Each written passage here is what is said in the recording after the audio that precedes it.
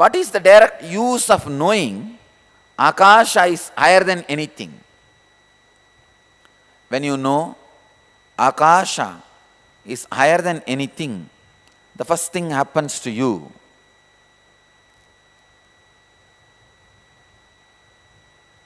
Please understand.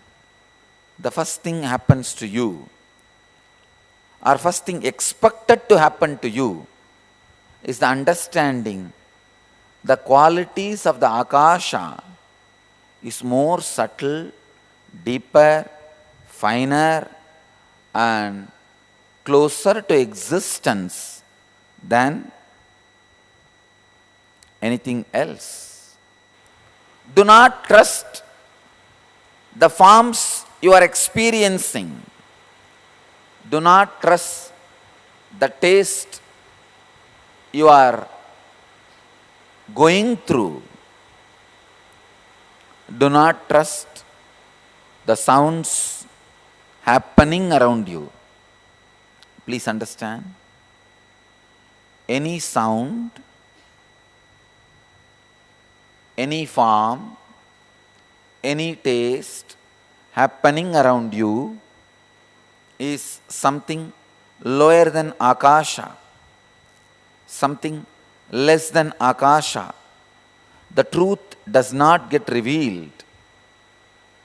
Any medium which is lower than Akasha, truth gets revealed only in the medium which is equal or deeper than the Akasha. There are some more references to mention about the qualities of Akasha and Brahman. Let me enter into those references. Jata yevana jayate no nevenam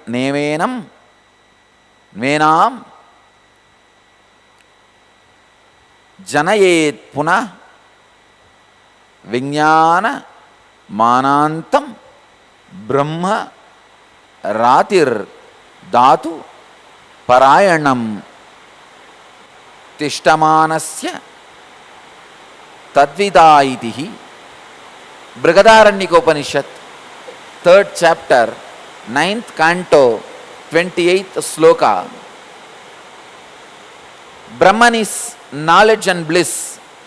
He is the ultimate goal of him who makes gifts. The one more reference from Taittiriya Upanishad, 3rd canto, 6th sloka, in which the Vedas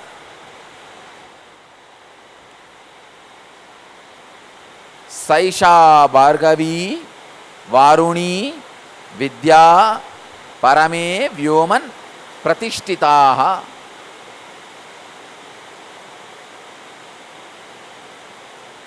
In which the Vedas are in the imperishable one, Brahman, the highest, the ether, Vyoman.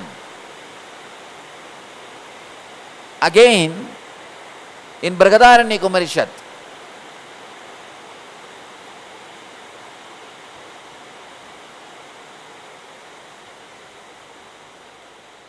Om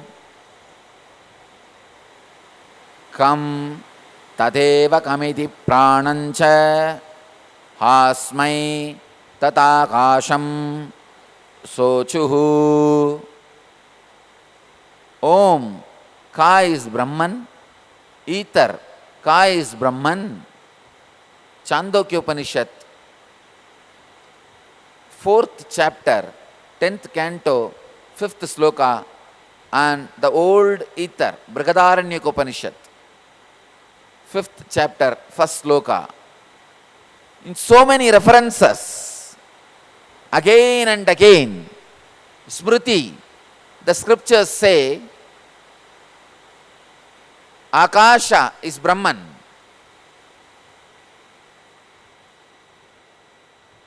First thing,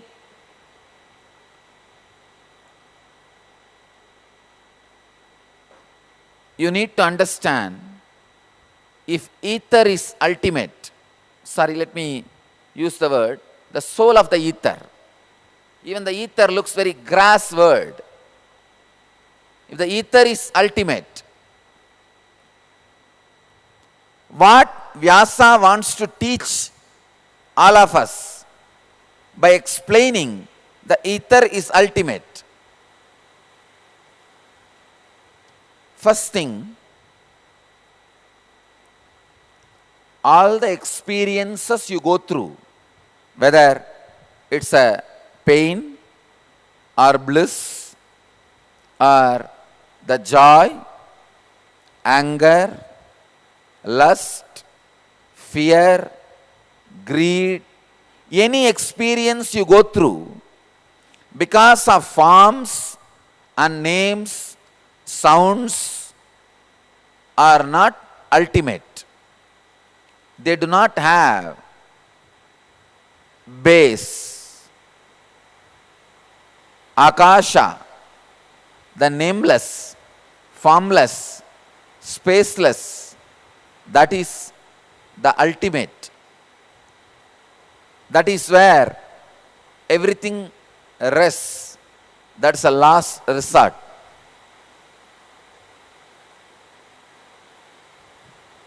Knowledge, bliss, ultimate, whatever you call, everything resides in Akasha.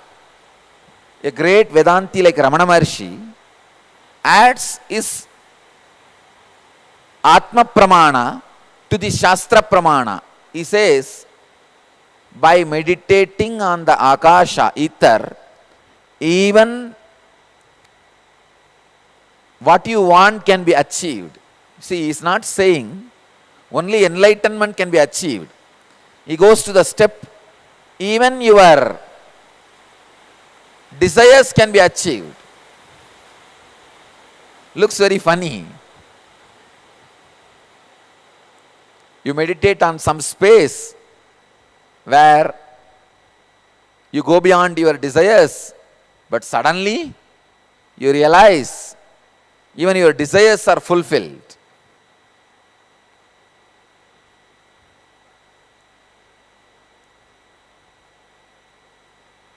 Vyasa is trying very hard to push us from the name and form to the nameless and formless.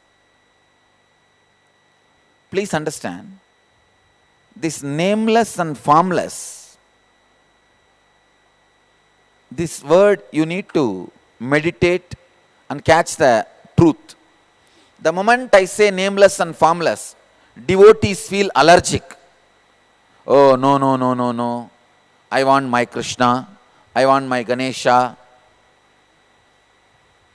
It's not only you, even I want my Ganesha. That's why I am keeping him here. He is here. As you all may be aware that today, Ganesha Brahmotsava starts. 10 days festival. We will be celebrating till the Ganesh Chaturthi.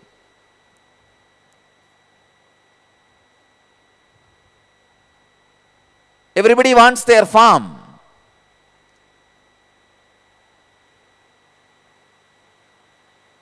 When I say nameless and formless, first understand in the sense of the outer world.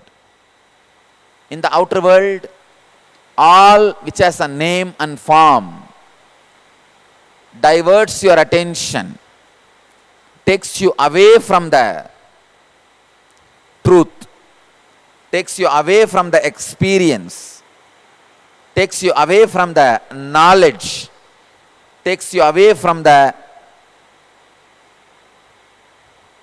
original, pure,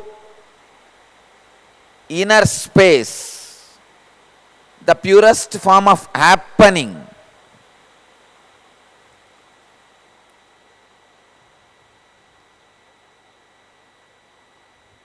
Purest form of happening. Please understand.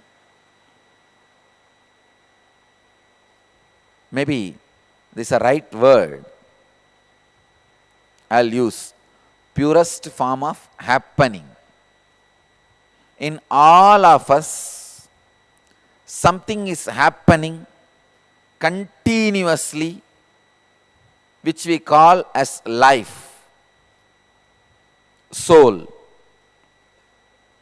our tool with which we are experiencing whatever we want to experience. If you divert your attention towards the cine field for next 6 months, you will experience cine field all around you. If you divert your attention towards the field of media, you will experience the field of media all around you. If you divert your attention towards the sports, in 6 months you will experience sports all around you. If you divert your attention to spirituality, you will experience spirituality all around you. I have seen people saying, Swamiji, only after knowing about you, I know there is so much of stuff about spirituality, spiritual organizations, and spiritual world to be known. I tell them, because you divert your attention to me, you are opening yourself to my world. If you divert your attention to cricket, you will open your whole consciousness to that reality. Understand? Around each thought or idea, a world revolves.